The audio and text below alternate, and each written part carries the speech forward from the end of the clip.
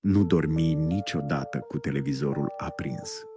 Poate părea inofensiv, dar ai putea atrage forțe întunecate în viața și în casa ta.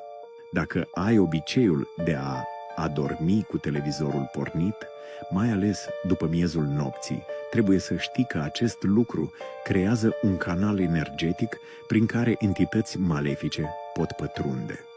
În timp ce visezi, aceste entități îți absorbe energia vitală, golindu-ți casa de orice protecție spirituală.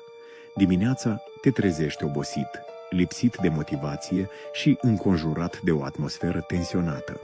Simți o greutate imensă apăsând pe pieptul tău.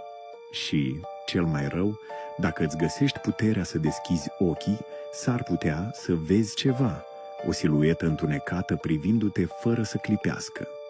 Așa că protejează-ți casa, stinge televizorul înainte de culcare.